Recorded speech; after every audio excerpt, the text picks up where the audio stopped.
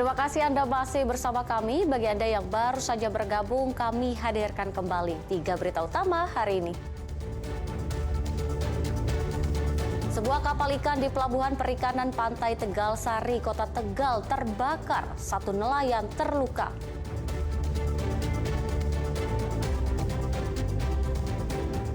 Seorang lansia pingsan saat berebut gunungan hasil bumi dalam kirap Grebek Pasar di Klaten. Melihat langit pantai Ketawang Purworejo yang dihiasi beragam layang-layang berukuran besar dan indah.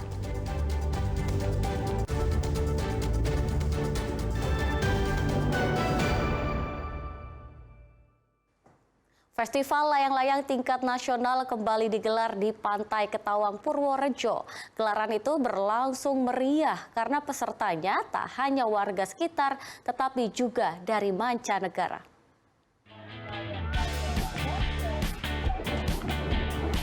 Lihat deh, bagus kan?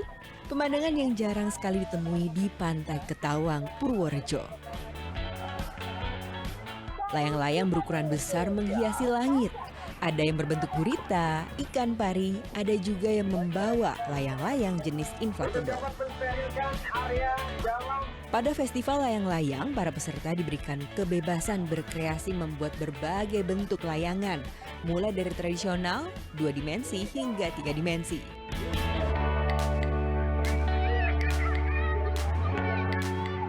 Yang menjadi perhatian adalah layang-layang berbentuk naga. Puluhan layang-layang cantik ini milik peserta yang berasal dari beberapa wilayah di Indonesia dan mancanegara.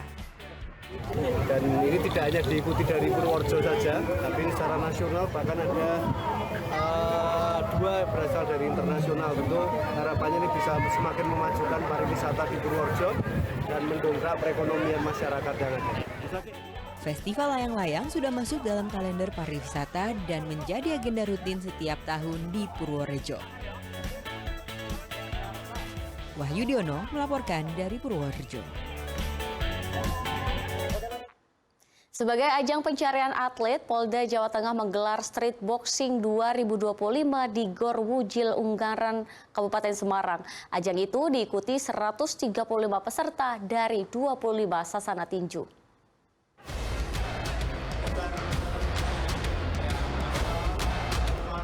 Meski namanya street boxing, ajang ini digelar secara meriah di Gor Wujil, Ungaran, Kabupaten Semarang. Total ada 135 petinju dari 25 sasana tinju turut ambil bagian. Peserta berasal dari berbagai kalangan, pelajar, mahasiswa, atlet pemula, hingga atlet senior. Ajang ini sebagai wadah prestasi bagi semua lapisan masyarakat. Ajang yang diadakan Polda Jawa Tengah pada hari Minggu kemarin ini untuk mencari atlet tinju berbakat dari kalangan pemuda. Ada 25 sasana tinju. Jadi ini terdiri ya dari 25 sasana tinju. Di dalamnya itu ada atlet ya, atlet dan juga termasuk atlet pemula serta warga masyarakat umum yang bukan atlet tapi dia tergabung dalam sasana tinju tersebut.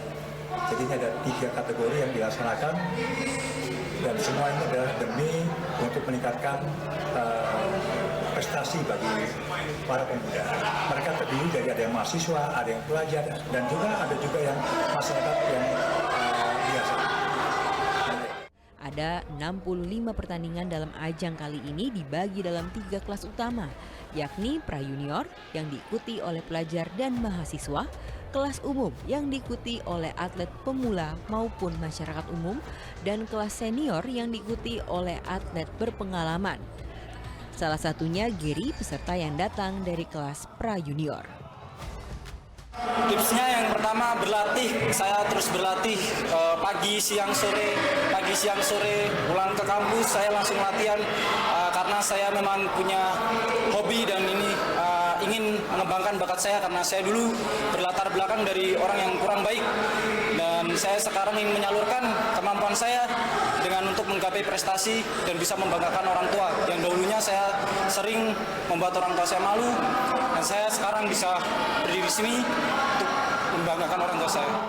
Pemenang di setiap kelas akan memperebutkan Piala Kapolda Jawa Tengah, medali, piagam penghargaan, serta uang peminat. Yulianto melaporkan dari Kabupaten Semarang.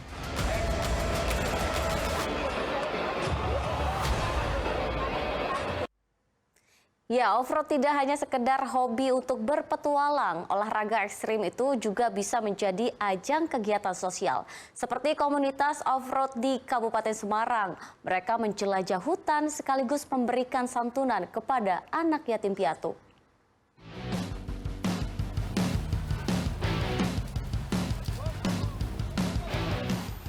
Memang tidak mudah menaklukkan trek ini. Offroader harus memiliki skill yang mumpuni untuk melewati turunan ataupun tanjakan ekstrim.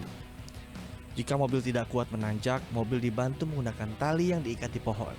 Perlahan, mobil ditarik agar bisa melewati tebing curam. Bagi sebagian orang, hobi ekstrem yang memacu adrenalin ini seperti nikotin. Berbahaya tetapi candu. Medan menantang pun tak jadi soal. Jalurnya sadu, tuklik, mueng, wah, lah yang belakang misake, yang bani kecil-kecil ki misake, apalagi sesennya kok di bawah 1.500, aduh, berat, nanti sampai sini aja mungkin malam, itu baru setengah ini, belum ada, baru 10%. Selain tebing yang curam, para peserta juga harus menaklukkan sungai berbatu.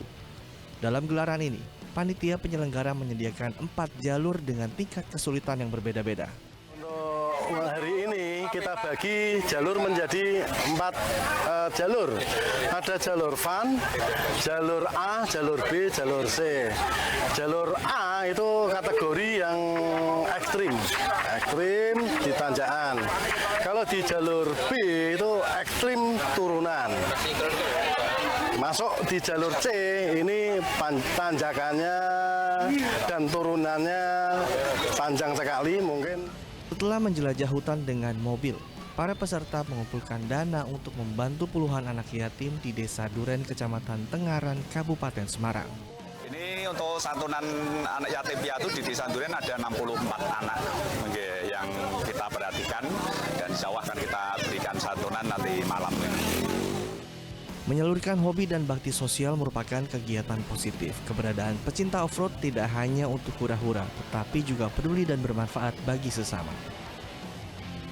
Yulianto melaporkan dari Kabupaten Semarang. Ya, informasi tadi mengakhiri jumpa kita di Berita Jateng. Jangan lupa pastikan Anda subscribe channel YouTube Liputan 6 SCTV Daerah. Atas nama rekan yang bertugas, saya Teatrika Putri mengucapkan terima kasih atas kebersamaan Anda. Selamat beraktivitas dan sampai jumpa.